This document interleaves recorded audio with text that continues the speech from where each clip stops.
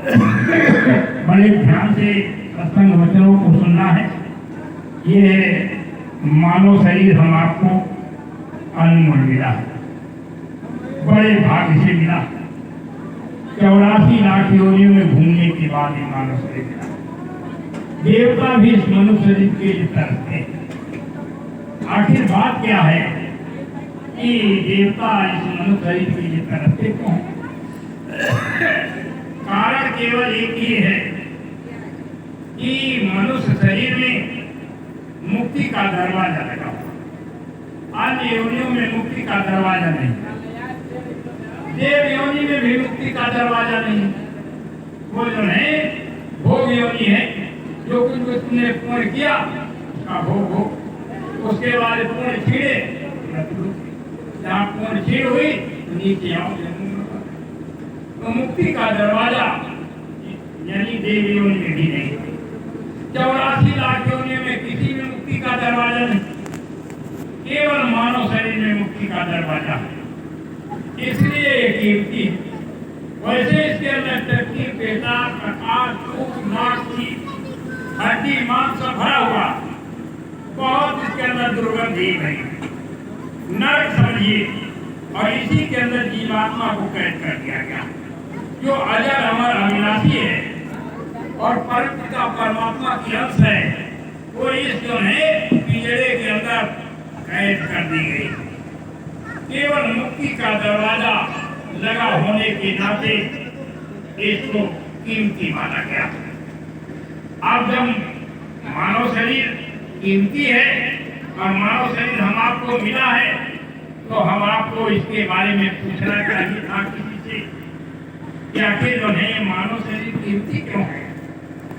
किसी संत महात्मा फकीर से पूछना चाहिए, वो बताते। क्योंकि संतों के पास हम गए नहीं, किताबों को पढ़ते रहे, किताबों को भी पढ़ा तो उनकी बात नहीं मानी। रामायण में तो सब कुछ लिखा, रामायण सब पढ़ते हैं। रामायण में लिखा है कि प्रथम भगत संतन का संगम, सबसे पहली भक्ति ये है कि तुम संतों का साथ करो। महात्माओं के पास जाओ, फकीरों के पास जाओ, वो तुमको मानव शरीर की कीमत बताएंगे कि वास्तव में मानव शरीर की कीमत क्या है। लेकिन संतों से ईर्ष्या करते रहे, द्वेष करते रहे, उनके पास गए नहीं, इसलिए हम आपको भी मालूम नहीं पाया। ये मानव शरीर हमारा बीस कीमती है। मुक्ति का दरवाजा इसमें लगा हुआ, साधन धाम मोक्ष का द्वारा पाए मुझे परलोक समारा। रामायण कहती साधन धाम, ये साधन का धाम। जब तक साधन नहीं होगा तो साधना कैसे होगी भाई? जब साधन होगा तो साधना होगी। जैसे आपको खाना बनाना है तो खाना बनाने के लिए सब सारे साधन होने चाहिए। जब चूल्हा होगा और लकड़ी होगी, आग होगी, तावा होगा, चिमटा होगा और उन्हें आटा गूंथने वाला बर्तन होगा, आटा होगा, सारी चीज जब तुम्हारे पास होगी तब आप रोटी बना सकते। तो उन्हें जब तक साधन नहीं होगा तब तक साधना कैसे होगी? तो ये साधन धाम है। ये 3.5 हाथ का मानव शरीर ये साधन धाम, और इसमें मुक्ति का दरवाजा लगा हुआ। मुक्ति का दरवाजा इसमें लगा है, लेकिन किसी से हम आपने ये बात पूछी नहीं कि इसके अंदर मुक्ति का दरवाजा कहाँ पर लगा है। हमने ये बात किसी से नहीं पूछी। अगर पूछी होती तो हम आपको जो है सच्चा रास्ता मिल जाता। इसके अंदर 9 दरवाजे लगे हुए हैं, दिखाई दे रहे हैं 9 दरवाजे, हम आप सब देखते हैं। 2 आंख के सुराख, 2 कान के 4 और 2 नाक के सुराख, 6 और 1 मुंह, 7, 1 चक्की और 1 पेशाब का। 9 द्वार से बहता नरक, जिसमें जीव काफिल हुआ, जिसमें जीव काफिल है 9 दरवाजों से नरक बना। 10वीं खिड़की इसके अंदर मुक्ति की लगी हुई है। अब वो मुक्ति की खिड़की कहाँ पर लगी है? जब संतों के पास जाओगे तो बताओ। यही तो हम आपने जाना नहीं, तभी तो हम आप संसार में भटक रहे, तीर्थों में, मूर्तियों में, पानी में, पत्थर में परमात्मा को ढूंढ रहे। अरे जो है मुक्ति का दरवाजा तीर्थों में नहीं है, मुक्ति का दरवाजा मूर्ति में नहीं है, मुक्ति का दरवाजा पानी और पत्थर में नहीं है, मुक्ति का दरवाजा वेद पुराण शास्त्रों में नहीं है, मुक्ति का दरवाजा मानव शरीर में है। जब मुक्ति का दरवाजा मानव शरीर में है तो मुक्ति के दरवाजे पर हम आपको दिन भर करके उस मालिक के लिए बैठना चाहिए था। तो मुक्ति का दरवाजा जब संतों के पास जाओगे तो बताएंगे।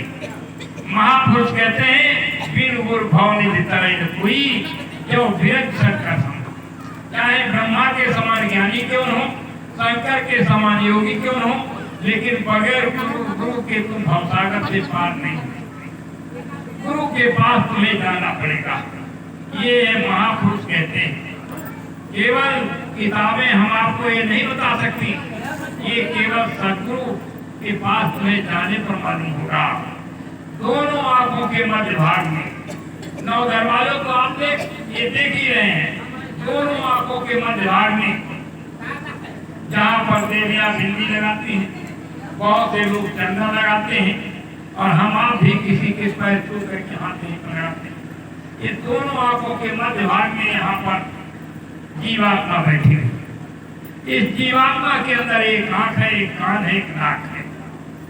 ये किसी ने नहीं बताया। जब संतों के पास जाओगे तो इसका राज मालूम होगा। किताबें पढ़ते रहो रात दिन, लेकिन ये बात नहीं मालूम हो सकती। ये जीवात्मा दोनों आंखों के मध्य भाग में बैठी है और इस जीवात्मा के अंदर एक आंख, एक कान, एक नाक है। तो जीवात्मा की आंख, कान, नाक बंद हो, उसके ऊपर कर्मों की गंदगी लग गई, इसलिए अंदर वाला दरवाजा बंद हो। पूरे शरीर में जीवात्मा कहीं पर नहीं बैठी, उसकी चेतन सत्ता तो पूरे शरीर में है, लेकिन बैठी कहाँ पर? दोनों आंखों के मध्य भाग।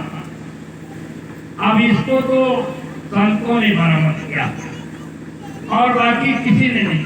इतना बड़ा विज्ञान इस समय पर बढ़ा हुआ है, विज्ञान इस समय पर बहुत बढ़ा, और उन्हें यानी बड़े बड़े डॉक्टरों ने शरीर का, जिंदा शरीर का एक्सरा लिया, जिंदा शरीर का अल्ट्रासाउंड किया, शरीर के अंगों का पता लगा दिया कि शरीर के अंदर पर कहां पर हड्डी टूटी है, कहां पर शरीर के अंदर यानी गुर्दा खराब है, कहां पर शरीर के अंदर पथरी है। ये सारी चीजें डॉक्टरों ने पता लगा ली और जिंदा शरीर का अल्ट्रासाउंड निकाल दिया।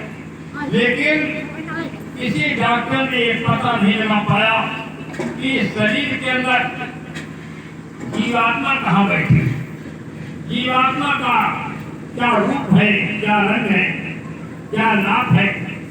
किसी डॉक्टर ने इसका पता नहीं लगा पाया। ये तो जो है संतों के पास जब गए तो ये मालूम हुआ, किताबें तो हम आप बहुत पढ़ते रहे, लेकिन दोनों आंखों के मध्य भाग में जीवात्मा बैठी।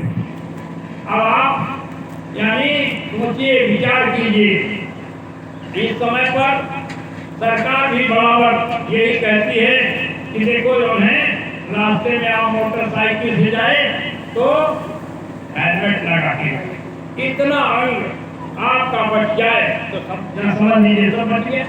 अगर जो है पैर टूट जाएगा तो पैर सही हो जाएगा, हाथ टूट गया तो हाथ जो है सही हो जाएगा, लेकिन अगर ये सही जो है इतना अंग है आपका बच गया। इसका मतलब ये है कि इसी यानी इतने ही अंग में जीवात्मा का वास केवल यहाँ पर है, और वो जो है जीवात्मा के अंदर एक आंख है, एक कान है, एक नाक है। उसकी आंख, कान, नाक बंद हो गई, उसके ऊपर कर्मों की गंदगी लग गई।